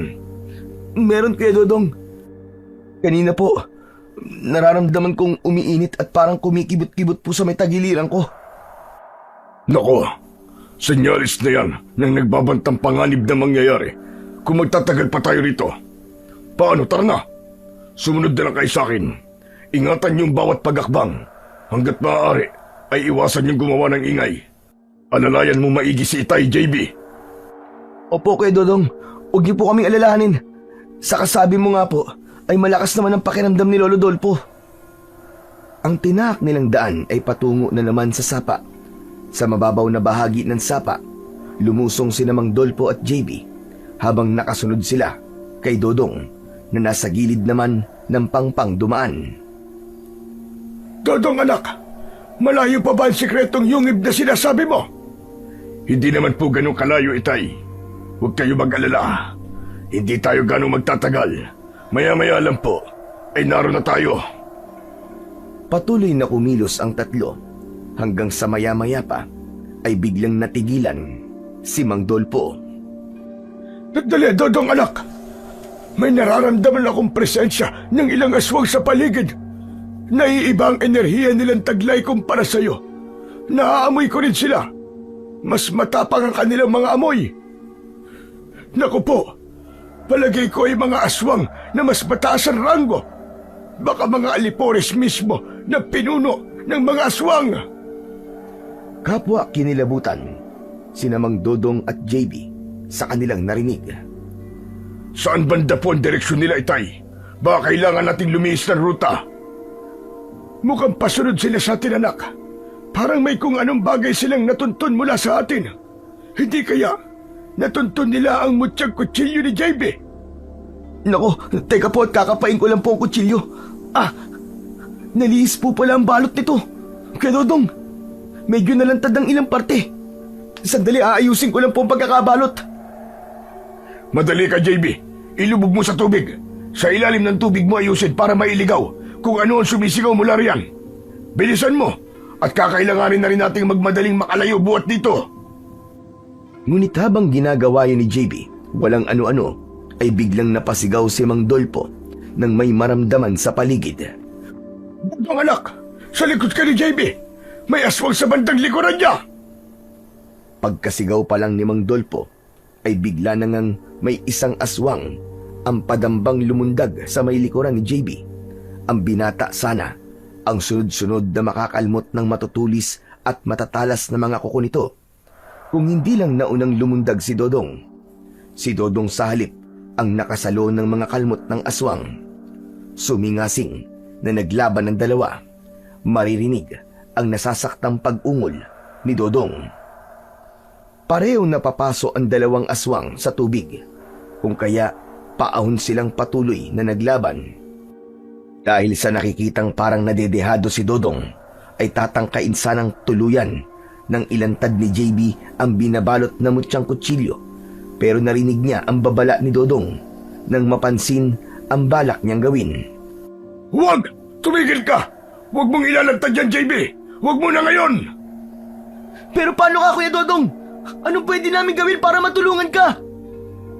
JB, apo, pakiramdaman mo lang yung mutyang kutsilyo. Mag-concentrate ka. Damin mo ang enerhiya niyan. Una ay nag-atubili pang sumunod si JB. Ngunit habang nakikita niyang lalong nadedehado si Dodong sa kalaban, ay napasunod na rin siya. Mariin siyang pumikit at mahigpit na tinignan ang nabalot na niyang mutyang kutsilyo. Walang ano-ano ay naramdaman ni JB na nagpabalik-balik sa katawan niya ang mainit-init na enerhiya ng kutsilyo. Hanggang sa maramdaman niyang parang umakyat ito sa kanyang ulo at hanggang biglang uminit ang kanyang mga mata. Nang idilat niya ang mga mata, ay muli niyang sinulyapan ang banda ng naglalabang sina Dodong at isa pang aswang. Pareho pang natakot ang mga ito. Maging si Mang Gustim ay natakot. Paanong hindi ay biglang naging kulay apoy ang mga mata ni JB. Pumikit ka, Kuya Dodong! Huwag kang titingin sa mga mata ko! Ang kalabang aswang ni Dodong, ang salip, ay matalim na tinitigan ni JB. Nagtagumpay naman siyang matitigan ito sa mata, ano pat nagsimulang mag-iba rin ang kulay ng mga mata nito. Medyo nagkaroon din ng konting kulay na parang sa apoy. Ngunit dahil sa labis na takot, ay binawi kagad ng aswang ang pagkakatitig nito kay JB at mabilis na kumaripas ng takbo patakas. Katakot-takot ang pag-atungal. Hahabulin pa sana ni Dodong ang aswang na yon, ngunit pinigilan siya ni JB. Huwag niyo na po siyang habulin, kay Dodong. Hayaan mo na siyang makatakas. Hindi maaari, JB. Malamang ipapaalam niya sa kanilang pinunuan tungkol sa'yo. Kapag nalaman ng pinunuan tungkol sa'yo, ay tsak nakikilos kagad sila at gagawa ng plano para mahuli at matalo ka. Magmamadali sila. Hindi mo pa naman ganong gamay ang mutyang kutsilyo mo. Nang puntong yun, ay bumalik na sa dati ang mga mata ni JB. Ngunit nang makita naman niya ang dugo ang itsura ni Dodong, ay bigla siyang nanginig. Unti-unting nanghina at hinimatay. Mabuti na lang at napakiramdaman kagad yun ni Mang Dolpo. Alerto nitong hinawakan ang kamay ng binata. Dodong, alalayan mo kami! Madali ka! Ano ang nangyari sa kanya, Itay? Epekto ho kaya ng nilabas niyang kapangyarihan ng mutya na kutsilyo? Hindi, Dodong. Hindi yun ang nararamdaman ko sa kanya. Kung ganun, ay ano po ang dahilan ng pagkakaganito niya? Buhatin mo na lang siya, anak. Kailangan makarating na muna tayo sa sinasabi mo sikretong yungib. Doon na lang natin pag-usapan ang lahat. Sige na. Habang nararamdaman kong natutuliro pa ang enerhiya ng mga aswang na matataas ang ranggo. Parang nailis ang enerhiya ng kutsilyo ni JB dahil sa nangyari kanina. Sige po, pero umahon na rin po kayo. Sa gilid na lang po tayo na sa padadaan. Hindi ko kayo maaalalayan sa tubig. Mabilis ngunit maingat silang kumilos patungo sa kanilang destinasyon. Nang makarating naman sila sa sikretong yungib, ay kagad inayos ni Dodong ang mga kailangang ayusin. Pagkalapag niya sa wala pa ring malay na si JB sa ibabaw ng isang malaki at malapad na bato. Inalalayan din niyang makaupo. Sa kalapit ding medyo malapad na bato si Mang Dolpo. Makaraan ay sinindihan niya ang ilan pang sulo na nakasabit sa bawat dingding ng yungib. Sa pamamagitan ng isang sulong, hinayaan niyang nakasindi nang lumabas siya rito sa bandang una. Matapos matiyak na maayos na ang lahat, ay binalikan ni Dodong si JB. Wala pa rin siyang malay, Itay. Pero humihinga naman siya at ayos naman ang tibok ng kanyang puso. Teka, lumayo ka na muna sa kanya, Dodong. At baka matuksukan lapain siya. Alalahanin mong hindi ka na normal na tao. Nang sandaling yon ay biglang nagtaka si Dodong sa napansin sa sarili. Teka po pala, Itay. May napapansin akong kakaiba sa sarili ko. Ano? Ano ang napapansin mo sa sarili mo? Parang hindi na po ako naaakit sa samyo ng dugo ni JB, Itay. Pati na rin po sa inyo. Ano kaya ang ibig sabihin nito? Baka dahil lang dyan sa amoy ng sarili mong dugo. Maanong himuran mo pala yung mga sugat mo para muling maghilom. Ang alam ko ay agad na maghihilom ang sugat ng isang aswang kapag hinimuran nila ito. Ginawa nga yun ni Dodong, pero lalo lang siyang nagtataka sa sarili. Dahil kahit hindi niya na naaamoy ang sariling dugo at sariwang dugo na ni JB, at Mang Dolpo ang naaamoy, ay hindi pa rin siya naaakit o natatakam sa mga ito. Ngayong hindi ko na po naaamoy ang sarili kong dugo, Itay, at dugo na lang po ninyo ni JB ang naaamoy ko, ay hindi pa rin ako naaakit o natatakam sa amoy nyo. Teka, pakikiramdaman nga kita saglit. Baka kung ano ng kalokohan na nangyayari sa'yo. Baka kagagawan ng aswang na dumamba sa'yo kanina. Baka kinargaan ka ng kung anong mapagkunwaring kamandag. Ngunit sa halip na si Dodong ang mapakiramdaman ni Mang Dolpo, ay may kakaibang enerhiya naman siyang nararamdamang sumisingaw sa katawan ni JB. Aba, teka! May hudyat na ipinahahatid sa akin ng enerhiya ng mutyang kutsilyo ni JB. Alam ko na kung bakit biglang nawalan ng malay kanina si JB. Ano pong dahilan, Itay? Paano na ito? Paano niya magagampanan ng maayos ang pagiging tagapangalaga ng mutya ng kutsilyo mo, Dodong? Tay, ano pong ibig niyong sabihin? May isang malalang kahinaan si JB, anak, na maaaring makaapekto sa kanya kapag napalaban na siya sa hukbo ng mga aswang. Takot siyang makakita ng dugo. Manginginig siya at hihimatayin kapag nakakita ng dugo. Ano? Pero bakit siya pa rin ang napili ng mutya kung may ganyan po pala siyang kahinaan? Kailangan nating mag-isip ng paraan kung paano natin siya matutulungan, Dodong. At teka, pagtutuunan ko na lang muna ng pansin ng maigi at masakit sa ulo ang inihatid sa akin. Mariing pumikit si Mang Dolpo. Sa tindi ng hudyat ay napapahampas siya ng hawak na tungkod. Nang matapos ay halos hingalin siya at habol hininga. May iniutos sa akin na gawin ng mutyang kutsilyo, Dodong. Madali ka. Maghanap ka ng kahit na anong bagay sa paligid na kulay manilaw-nilaw na berde at ibigay mo sa akin. Kulay manilaw-nilaw na berde po. Oo, anak. Yung pala ang paboritong kulay ni JB. Sige na. Maghanap ka kagad habang hindi pa nanunumbalik ang malay niya. Hindi naman nahirapang maghanap ni Dodong, pagkat sa mga baging lang mismo sa may bukana ng yungib ay may namataan kagad siyang sariwang mga usbong na kulay manilaw-nilaw na berde. Namitas siya ng isang usbong at kagad ibinigay kay Mang Dolpo. Ang sumunod na ginawa ni Mang Dolpo ay kinuha niya ang mutyang kutsilyo sa may tagiliran ni JB at inalis ang balot nito. Teka, Itay. Bakit parang hindi ako naapektuhan yan habang tinatanggalan nyo ng balot? Alam ko rin kung ano nangyari sa iyo, anak.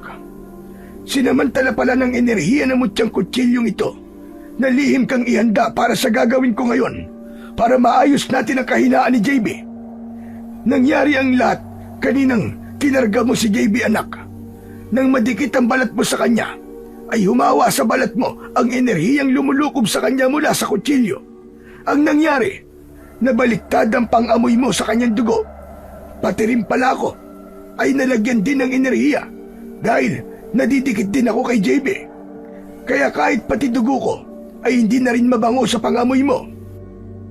Dahil din sa ilang enerhiyang pumasok sa iyo, kung kaya hindi ka na ganong naapektuhan dito sa kutsilyo ngayon. Ang galing naman po ng kutsilyong yan. Palibasa po kasi ay ako ang unang nakahawak niyan.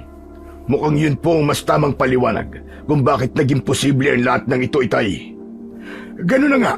O siya, ihanda mo na yung braso mo at susugatan kita nitong kutsilyo. Ano po? Pero bakit niyo po ako susugatan? Kailangan ng dugo mo para mabaliktad ang kulay ng dugo sa paningin ni JB para hindi na siya matakot sa kulay nito. Kaya po pala kailangan ng isang bagay na kulay manilaw-nilaw na berde at dugo. Papatakan nyo ng dugong aswang ang usbong. Alam ko na po ang gustong mangyari ng enerhiya ng mutyang kutsilyo. Babaligtarin ang kulay ng dugo at gagawing kulay manilaw-nilaw na berde na paboritong kulay naman ni JB. At hindi lang basta-basta babaligtarin. Iba rin na magiging tingin niya sa pagdaloy, pagbulwak o pagtilamsik ng dugo. Magiging para rin itong mahika na parang pulbos na nagniningning. Hanep po pala, sa ganung paraan nga naman ay mukhang kawiwilihan pa niyang makipaglaban sa mga aswang. Magiging parang laro lamang sa kanya ang lahat. Nang gabing yon, matagumpay na naisagawa ni Mang Dolpo ang pagbaliktad sa kahinaan ni JB. Ngunit ng gabi ring yun ay isang alyansa ang nangyari sa pagitan ng puwersa ng mga aswang at ng antingerong si Mang Gustim at ng panday na si Mang Eman. Nangyari kasing nang makorner sila ng mga aswang ay nakiusap si Mang Gusting na huwag silang patayin ng mga ito. Bilang kapalit ng kanilang buhay ay maglilingkod daw sila sa mga ito at magiging kaalyansa ng mga ito. Gagamitin din ni Mang Gustim ang kanyang medalyon at pagiging antingero para tulungan ang mga aswang na matalo ang may hawak ng mutyang kutsilyo. Nakarating sa pinuno ng mga aswang ang alok na yun ni Mang Gustim at pumayag naman ito. Pinapasok si Mang Gustim at Mang Eman sa balwarte ng mga aswang at nagsagawa sila ng sandugo. Maliban pa rito ay kinargahan ng pinunong aswang si Mang Gustim ng mahikang itim nito, maging si Mang Eman. Ang naging resulta ay nangitim ang mga palibot ng kanilang mga mata. Tanda yun na kalahating tao na sila at kalahating aswang. Maging ang medalyon ni Mang Gustim ay kinargahan din ng pinunong aswang ng mahika nitong itim. Matapos ang lahat, muling pinalaya ng pinuno ang dalawa na may mahigpit na atas at babala sa kung ano ang mangyayari sa kanila. Oras na bumaliktad sila. At sumapit na nga ang kinabukasan. Sa loob ng sikretong yungib na kinaroroonan ni na JB, Dodong at Mang Dolpo ay makikitang aligaga at alalang-alala si Dodong. Maging si Mang Dolpo ay napakunot ng noo. Ano ka mo? Nawawala si JB. Sigurado ka ba, Dodong? Oo, Itay. Kanina ko pa siya hinahanap sa palibot nitong yungib. Pero kahit anino niya ay wala. Gamitin nga po ninyo ang kakaibang talas ng pandama nyo at baka matukoy niyo po kung nasaan siya. Nag-concentrate naman ng maigi ang matandang si Mang Dolpo at pinagana ang kanyang ikapitong pandama. Nako, hindi maaari. Wala nga rito si JB, anak. May natutuntun akong bakas ng enerhiya ng kanyang mutya, pero parang napakalayo nito mula rito. Pambihira. Saan kaya nagpunta ang batang yon? Ang mabuti pa ay lumabas ka ngayon din sa kuweba at hanapin mo siya. Hindi magandang mag-isa lang siya, pagkat magiging lapitin siya ng puwersa ng masasamang mga elemento at enerhiya sa paligid, lalong-lalo na ng mga aswang.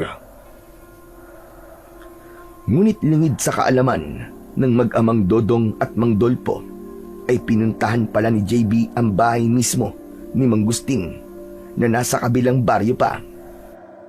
Pinatagpo niya ang matandang antingero na nang mamataan niya ay lihim na napangisi.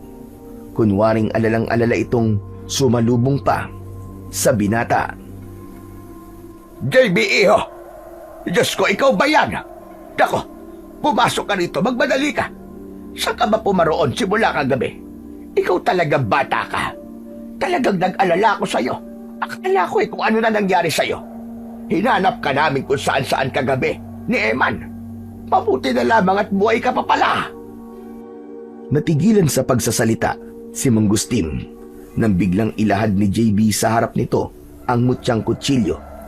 Medyo napaatras ang matanda, kasabay ng lihim na pagkislap ng mga mata nito. Ang mutyang kutsilyo? Pambihira. Ikaw pala talaga nakakuha nito, JB. Pwede po bang iwanan ko muna sa inyo to, Mang Gustin? Naisip ko po kasi na makabubuting sa inyo ko muna to ipagkatiwala dahil isa po kayong antingero. Babalik din po ako para kunin yan. Makikipagkita lang po ako kay Panday Eman. May importante po akong itatanong sa kanya. Ayaw ko lang pong ipakita sa kanya yan at baka po bigla niya pong agawin sa akin. Ay, yun lang ba? Ay, wala problema, iho. Ligtas sa akin ang mutyang kutsilyong ito. Ako nang bahalang magtago dito. At salamat pala sa tiwalang binigay mo sa akin. Hindi ka nagkamali sa pinagkatiwalaan mo. Salamat po, Mang Gustin. Ingatan niyo po mabuti yan, ha. Babalik din po ako agad dito. O sige, walang problema. Hihintayin kita. Bilisan mo, ha? Pagkaalis ni JB sa bahay ni Mang Gustin, ay binalikan naman niya sa kanilang baryo si Panday Eman. Nakipagkita rin siya rito. Ito man ay nagulat nang makita si JB. Namutawi rin ang nakakalokong ngisi sa mga labi nito. Oh, JB, naparito ka. Alam mo bang kung saan ka namin hinanap kagabi? Akala namin nadagit ka na ng mga aswang eh. At teka, siya nga pala. Sabihin mo nga, ikaw ba ang nakakuha ng... Biglang napalunok ng laway si Mang Eman nang biglang ilahad sa kanya ni JB ang tutukuyin sana nito. Hindi ba't sa inyo to, Mang Eman? Heto, ibinabalik ko na sa inyo dahil kayo ang gumawa nito eh. Kayo rin na nagsabi na ibigay ko to sa inyo. Kaya heto na po, inyo na po ang kutsilyong to. Ibinibigay mo talaga sa akin to. Pero, teka, salamat sa tiwala, JB, ha? Hindi mo pagsisisihan na pinagkakatiwalaan mo pala ako. Pero bilang kapalit, humiling ka ng kahit na ano sa akin at ipagkakaloob ko sa'yo. Sige, kahit ano, sabihin mo lang. Sandaling nag-isip si JB, saka ngumiti. Simple lang naman po ang hihilingin ko sa inyo, Mang Eman. Ano yon? Sige, sabihin mo sa akin. Gawin niyo lang po ang kailangan gawin. Ihanda ang dapat na ihanda sa paparating na gabi sa tulong po niyang mutyang kutsilyo. Huwag niyo pong sayangin ang tiwala ko sa inyo. Matapos yun, ay umalis na si JB. Hindi na niya napansin ang matalim at nagbabantang titig sa kanya ni Mang Eman. Maging ang ibinubulong nito sa sarili ay hindi na niya narinig. Pambihira talaga. Ganun lang naman pala kadaling makuha sa batang yon itong mutyang kutsilyo. Kung ano-ano pa ang mga sinasabi. Si Raulo yata yun. Pwes, humanda kayo mamayang pagsapit ng dilim. Ako ang unang-unang lalapa sa'yo.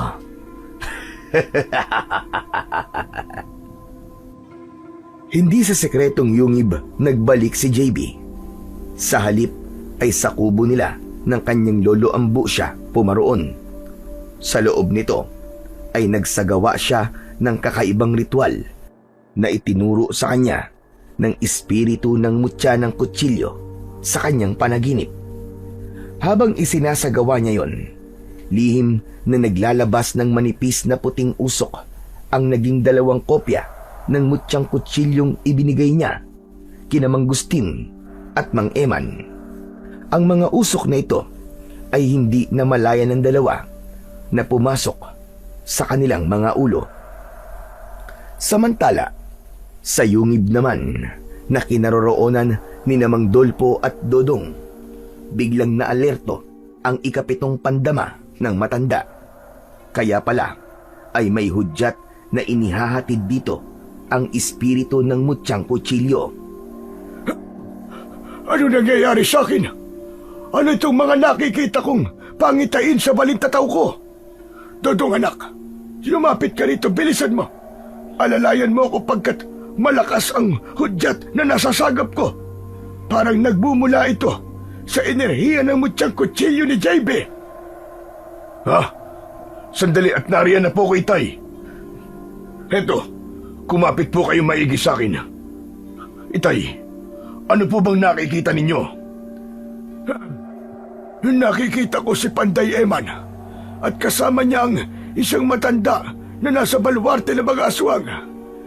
Pero bakit parang pareho silang may hawak na mutyang kutsilyo na kaparis ng kay JB? Sandali, ano bang ibig sabihin nito? Nakuha nila kay JB ang mutyang kutsilyo. Pero bakit ganun?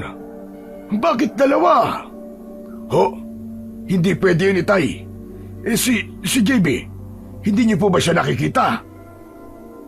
Hindi ko nakikita si JB, iyo. Pero parang siya ang nagpapadala ng hudyat na ito. Teka, susubukan kong sundan ang enerhiyang hudyat para malaman ko kung nasaan siya. Pero bago pa man yun magawa ng matandang si Mang Dolpo, ay bigla namang naputol ang hudyat. Lintik na yan! Bakit ganun? Biglang naputol ang hudyat! Nang sandaling yun, nakarating na pala sa yungib si JB. Nauna pa siyang makarating bago lubusang matapos ang hudyat, kung kaya bigla yung naputol. Humahangos na pumasok sa yungib si JB. Lolo Dolpo! Lolo Dolpo! Natanggap po ba ninyo ang hudyat? Sabihin po agad din nyo sa akin kung saan banda ang baluarte ng mga aswang na nakita nyo. Lulusubin po natin kagad ang mga aswang. Kailangan pong maunahan natin sila bago pa man lumubog ang araw. Sabihin nyo na po sa akin. Ang mutyang kutsilyo mo, JB, totoo bang nakuha sa'yo ni Mang Gustim at Panday Eman? Sabihin mo. Sinadya ko po yun, Kuya Dodong. Nagkunwari po akong ipinagkatiwala ang mutyang kutsilyo sa kanila. Ginawan ko po silang dalawa tulad ng iniutos sa akin sa panaginip ko. Pero bakit mo naman basta-basta ibinigay? Para po makapasok sa isip ni Mang Gustim at Mang Eman ang enerhiya ng mutya at matunto ng baluarte ng mga aswang. Yun na nga pong ipinadala kong hudyat sa inyo dahil kayo raw po ay may ika-7 pandama. Kaya sabihin niyo na po sa akin kung saan banda ang baluarte ng mga aswang, Mang Poldo. Baliw ka ba, JB?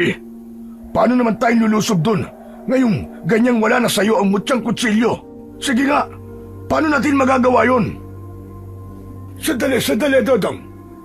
Parang nakukuha ko na ang gustong mangyari ng mutya. Ang mabuti pa, sundin na lang natin ang gustong mangyari ni JB. Ang buong baryo natin ang nakasalalay rito. Sinabi ni Mang Dolpo kung saan banda ang baluarte ng mga aswang, kung paano yun mapapasok, at kung saan banda sila daraan na hindi sila kagad mapapansin ng mga aswang. Sasamantalahin nila ang kahinaan ng mga aswang sa sikat ng araw. Pinlano nilang maigi ang kanilang gagawin. Pero paano mo mababawi ang mutyang kutsilyo, JB? Magtiwala na lamang tayo sa kapangyarihang taglay ng mutyang kutsilyo, Dodong. Kung gaano katuso ang mga aswang, ay sigurado kong mas tuso pa ng ilang ulit ang kapangyarihan ng mutya. Tama po kayo, Lolo Dolpo. E di paano po? Tara, maganda na po tayo. At iayos na po natin ang mga gagamitin natin. Ikaw, Kuya Dodong, alam mo na ang gagawin bilang isang may dugong aswang. Oo, alam ko. Pero siyempre, kabado pa rin ako dahil tulad ng alam nyo na, medyo napasukan na rin ako ng enerhiya ng mutya ng kutsilyo. Medyo hindi na rin ako 100% aswang. Baka matunugan din kagad nila ako. Kayo po, Lolo Dolpo, handa na po kayo maging pain kung sakali? Handang-handa na ako, iyo. Kung ito man ang huli kong papel sa mundo, tanggap ko kung ano man ang mangyari sa akin.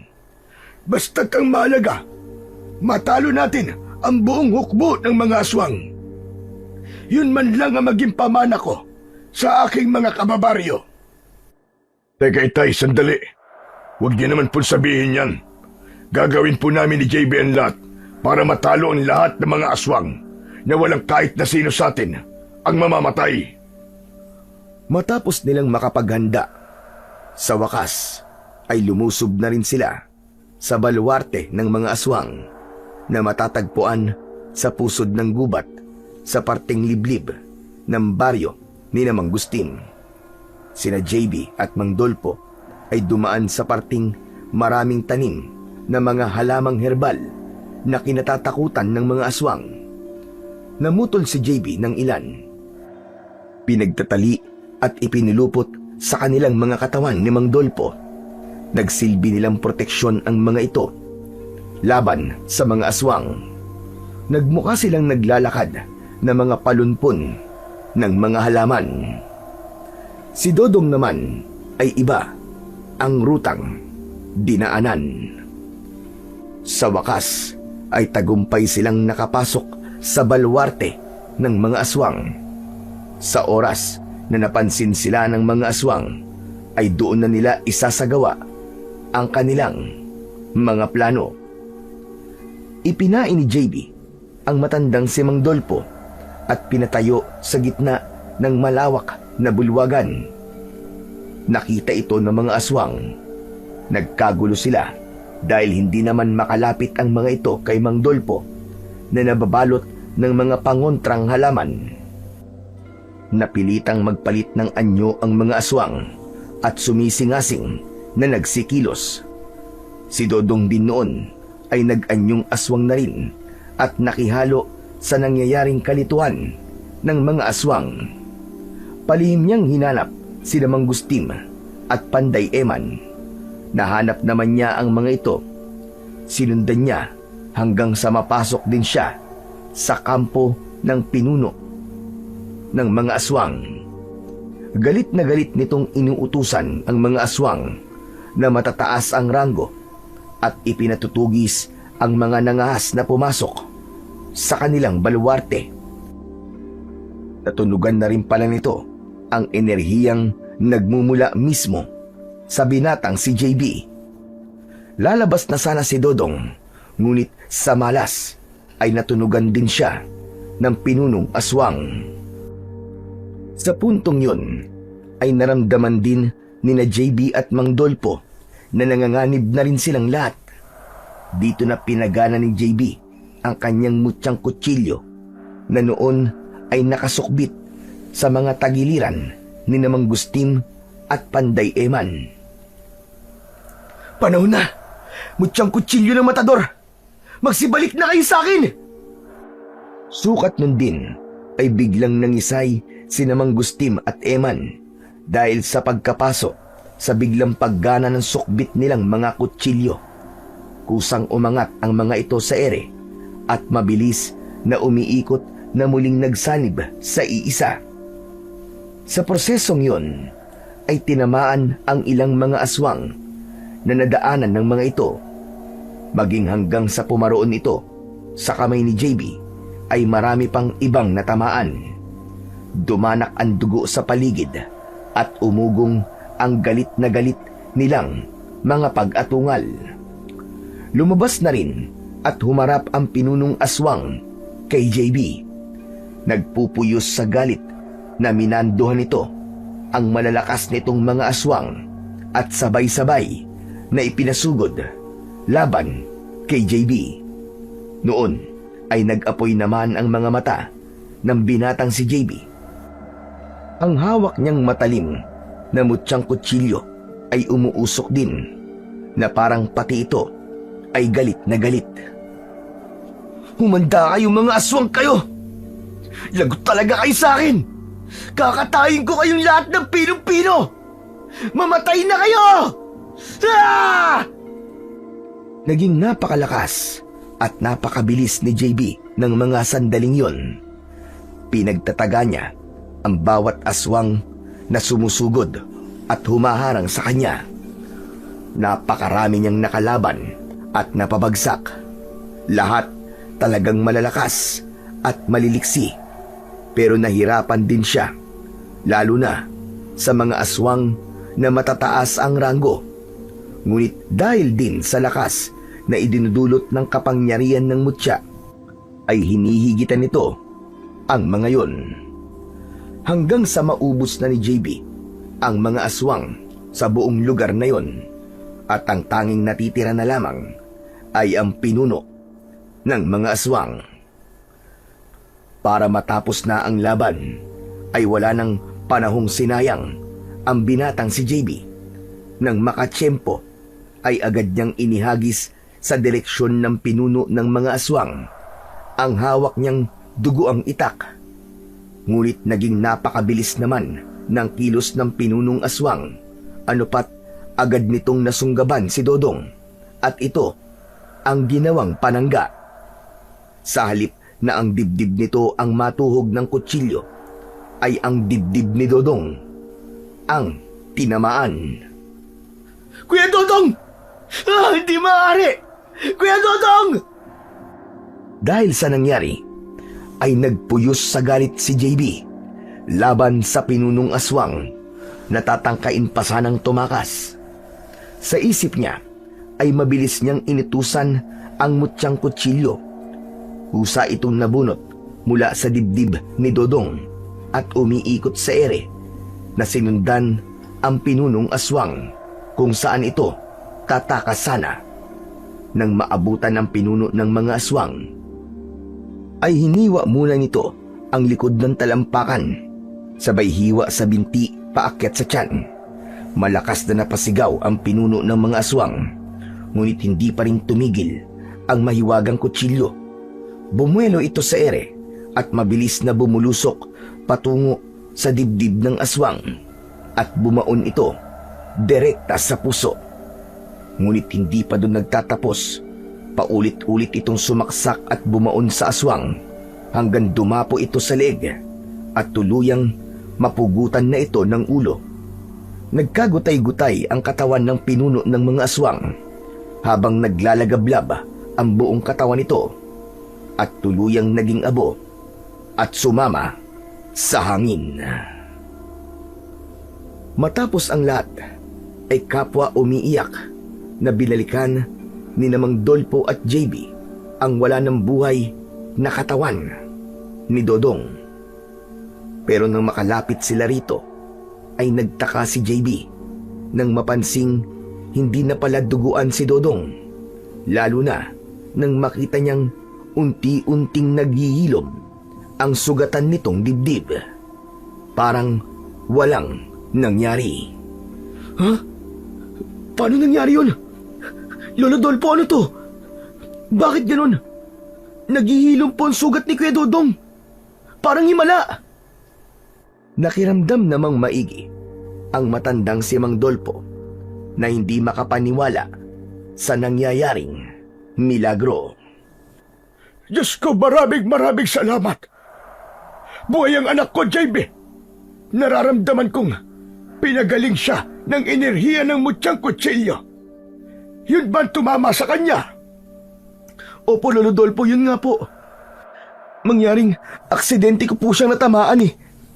Kasi iniharang po ng pinunong aswang ang katawan ni Kuya Dodong. Kaya siya pong tinamaan ko. Ngunit sa kabutihang palad, ay mabait sa kanya ang mutyang kutsilyo. Yun ay dahil tapat din ito sa orihinal na may-ari sa kanya. Kaya sa halip ay pinagaling siya ng enerhiya nito. Pati na ang pagiging aswang niya ay natanggal na ng tuluyan sa kanyang puso. O Diyos ko, Diyos na makapangyarihan sa lahat, maraming salamat po at ginabayan niyo po kami sa labang ito. Maraming salamat po dahil pinagaling niyo po ang anak kong si Dodong. Salamat po, Panginoon. Maraming salamat. Muling nabuhay nga si Dodong matapos ang matinding laban na yon sa baluarte mismo ng mga aswang. Nakabalik siya sa pagiging normal na tao. Nagpasalamat ang mag-amang Mang Dolpo at Dodong sa binatang si JB. Si JB rin naman ay nagpasalamat sa dalawa. Tinamang Gustim at Panday Ema naman ay kasamang napatay ni JB sa pakikipaglaban na yon dahil maging ang mga ito'y sumugod sa kanya at hindi lang niya napansin. Hindi rin namalaya ni JB na nasipsip pala ng kanyang mutyang kutsilyo ang kapangyarihang taglay ng medalyon ni Mang Gustim at inihiwalay sa kapangyarihang itim na nakapaloob dito. Lumipas ang maraming araw. Namuhay ulit ng normal ang tatlo at ang kanilang baryo ay naging mapayapa na wala ng mga aswang na pinoproblema at pumapatay sa mga tao. Kalaunan din ay nalaman ni Mang Dolpo at Dodong ang rason kung bakit madaling magtiwala si JB. Ayon kay JB, ugali lang daw talaga niya yun, ngunit yun ay paraan lang niya para subukan ang talagang nasa loob ng isang tao. Tulad daw ng ginawa niya kina Mang Gustim at Panday Eman. Nagkunwari siya na nagamit pa niya laban sa mga aswang. Isang mahalagang bagay yon na natutuhan ng mag-amang Mang Dolpo at Dodong. Ang magkunwaring madaling magtiwala, ngunit kasabay pala nun ay sinusubok ang totoong intensyon ng tao at base rito ay saka bumubuo ng matalinong desisyon. Magmula noon, wala nang aswang na gumagambala at nanggugulo sa baryo. Patuloy na iniingatan ni JB ang mutyang kutsilyo na ipinagkatiwala sa kanya. Magkakasama na silang namuhay nila Mang Dolpo at Dodong na parabang tunay na siyang pamilya ng mga ito. Tinuturuan siya ng matandang si Mang Dolpo ng mga orasyon at dasal. Tapos ay magsasanay sila ni Dodong sa paggamit naman ng iba't ibang klaseng mga armas. Para nang sa ganon ay mas lalo niya pang mapalawig ang kanyang kaalaman sa pakikipaglaban sa mga aswang at iba pang kampon ng kadiliman. Nalabis naman niyang ipinagpapasalamat sa matanda at kay Dodong.